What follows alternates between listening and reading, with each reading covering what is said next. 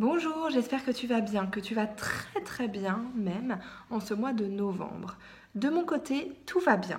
Et aujourd'hui, j'ai envie de parler de bien-être avec toi et j'ai envie de partager mes astuces pour une entrée dans la saison froide la plus agréable possible.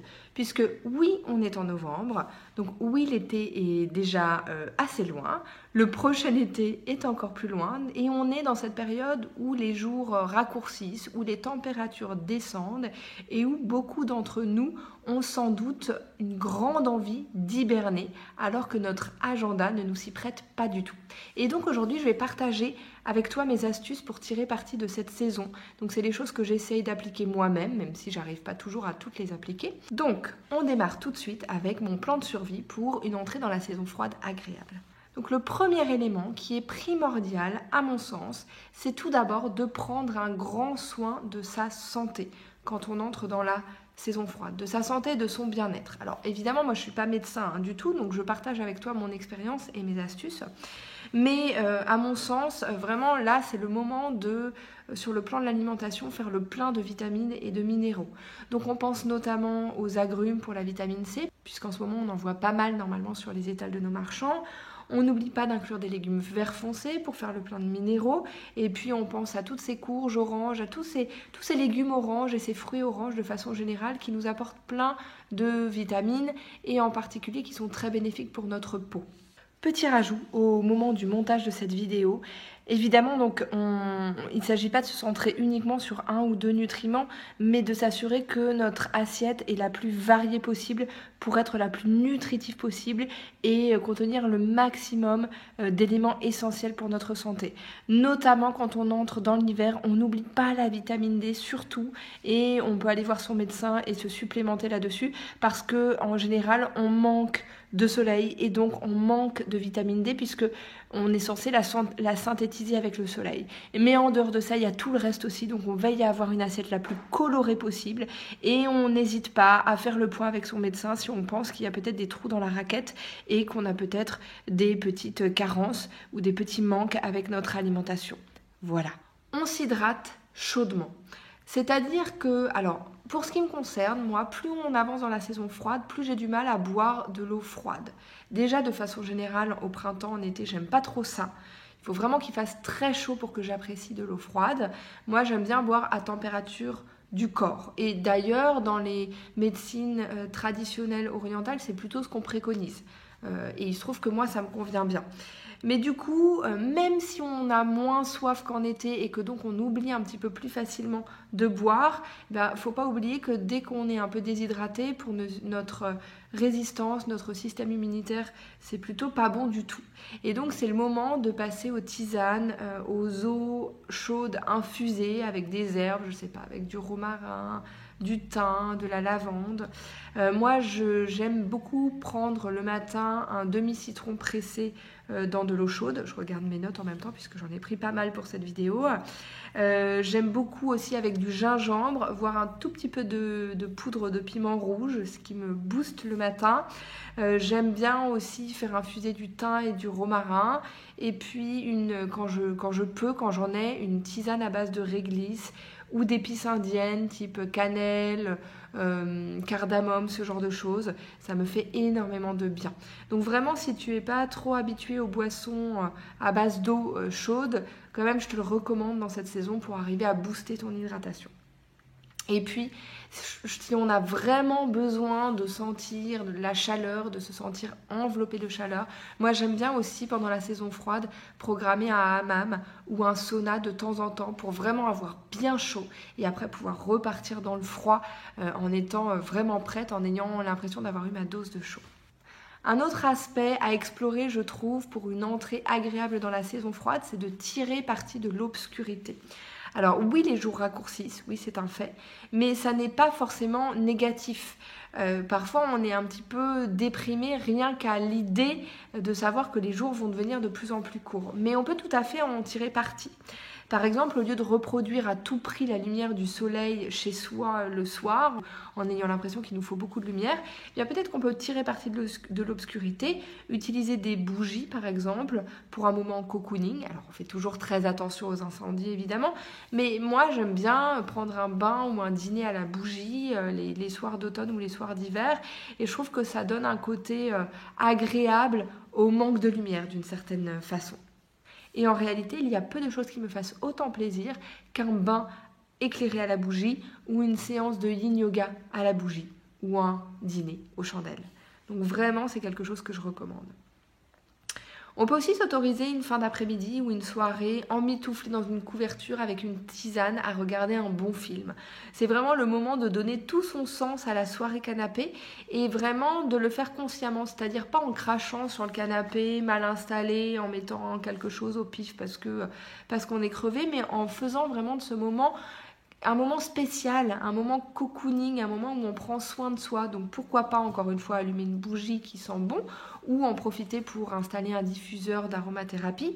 Pourquoi pas se préparer notre tisane ou notre boisson chaude préférée et puis prendre une belle couverture bien douillette et choisir un film en y mettant tout notre cœur. Parce que toutes ces choses-là du quotidien, on peut les faire en les rendant un peu plus sacrées quelque part, un peu plus importantes dans notre vie et dans notre bien-être. On en profite aussi peut-être pour se coucher plus tôt si on peut, parce que ça va forcément nous être bénéfique, avoir plus de sommeil et peut-être même arriver à se réveiller plus tôt. Et si on arrive à mettre moins de lumière artificielle dans la soirée, ce sera encore plus facile de se coucher un petit peu plus tôt. Et puis pour une atmosphère festive avant l'heure, quelque chose que je vais peut-être faire cette année, en tout cas que j'ai très envie de faire, et du coup que je vais faire, c'est installer ma guirlande LED que je mets normalement sur mon sapin de Noël avant l'heure, avant le sapin, dans le salon pour une atmosphère un petit peu plus festive et pour des jeux de lumière, parce que après tout, ces décorations qu'on réserve vraiment aux 2 semaines ou aux 3 semaines de Noël, pourquoi ne pas en profiter avant, là, au moment où la lumière est en train de diminuer, pour avoir plus de lumière chez nous. Donc après, moi, ma guirlande LED, elle est plutôt très simple. Donc il y en a des plus complexes, mais je trouve ça sympa de créer des jeux de lumière chez soi, surtout dans cette période où ça s'y prête, puisqu'on a plusieurs heures d'obscurité par jour. Une petite gorgée de thé pour continuer. Un autre aspect, c'est d'hiberner positif. Oui, on a envie d'hiberner dans ce moment, c'est-à-dire qu'on a envie de revenir vers nous-mêmes, vers l'intérieur, vers quelque chose peut-être de plus calme, de plus contemplatif. Du coup, c'est le moment idéal pour démarrer un journal, si c'est quelque chose qui te tente et que tu ne l'as pas encore fait. Peut-être pour y coucher tes pensées, mais pourquoi pas pour prendre note de tes lectures ou des choses qui sont importantes pour toi. Mais c'est le moment en tout cas de commencer à écrire. C'est aussi un moment parfait pour démarrer la méditation ou le yin yoga ou encore le yoga nidra, toutes ces approches plus calmes et plus contemplatives qui nous aident à revenir vers l'intérieur, ce qui est vraiment ce dont on a besoin en hiver. Donc moi je mets vraiment l'accent sur la méditation et sur le yin yoga à la bougie. Mais trouve ta pratique calme, ce qui va te permettre de te recentrer et ce qui va te correspondre pour vraiment tirer parti de ce moment où on a envie de revenir vers l'intérieur, de choses plus calmes. Et puis on n'oublie pas le pouvoir de la musique.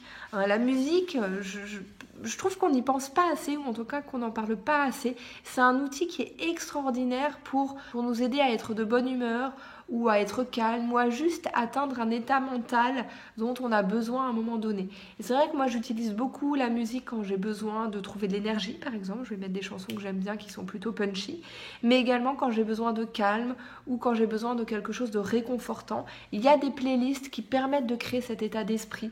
Pour moi, par exemple, j'écoute des musiques plutôt années 70 quand j'ai besoin d'énergie et d'être de bonne humeur, et j'écoute du jazz quand j'ai besoin d'un moment de cocooning, ou des playlists très spéciales que je crée quand je fais du yin yoga, par exemple, et que je veux quelque chose de très calme.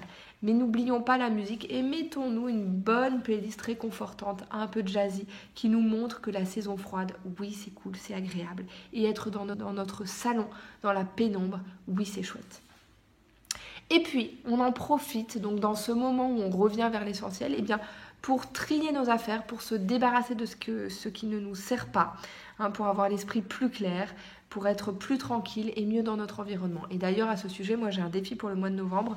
Je me débarrasse d'un objet par jour. J'en ai parlé dans la vidéo précédente que tu peux voir et tu peux te joindre à ce défi à tout moment si tu penses que ça peut être bénéfique.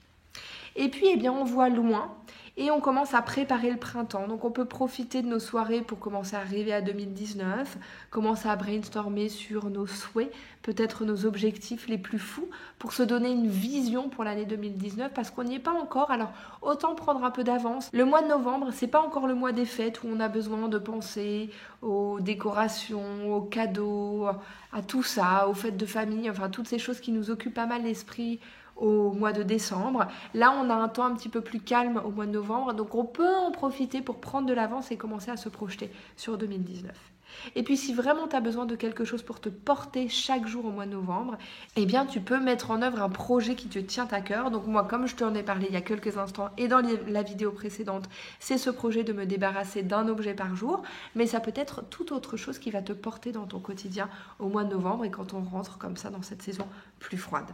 On n'oublie pas que rentrer dans le rythme de la saison, c'est absolument bénéfique pour notre santé, pour notre bien-être, pour notre équilibre.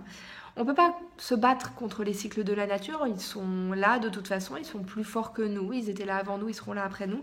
Mais par contre, on peut tout à fait choisir de s'intégrer dans ces cycles et de s'y adapter, de vraiment se mettre au rythme de la saison pour être bien. Donc on hiberne positif, on prépare nos tasses de tisane, on revient aux bases, on revient à l'essentiel et on prend soin de nous pour la saison froide. Voilà, j'avais envie de partager ça avec toi parce que s'aligner avec les saisons, c'est quelque chose qui me tient particulièrement à cœur. J'organise à chaque saison un atelier de yoga spécifiquement consacré au changement de saison et j'essaye moi-même de me mettre le plus en ligne possible avec le rythme de la nature. Voilà, si tu as d'autres idées pour rentrer dans la saison froide, n'hésite pas à les partager dans les commentaires. De mon côté, j'espère que cette vidéo pourra t'être utile, qu'il y aura des astuces que tu pourras utiliser toi dans ton quotidien. Et je te remercie infiniment d'avoir passé ce moment avec moi. Évidemment, si cette vidéo t'a plu, n'hésite pas à la liker, n'hésite pas à la partager si tu connais d'autres personnes pour qui elle pourrait être utile. Et n'hésite pas aussi à t'abonner à cette chaîne. Pour rappel, j'ai aussi une autre chaîne qui est vraiment consacrée au sujet coaching et yoga, sur laquelle j'ai mis en ligne une petite pratique d'une vingtaine de minutes de yin yoga si ça t'intéresse. Donc je mets le lien de la chaîne dans la barre d'infos de cette vidéo-là. Moi, je te souhaite une très très belle journée. Prends grand soin de toi, prends soin des autres autour de toi. Et moi, je te dis à très vite et je t'embrasse.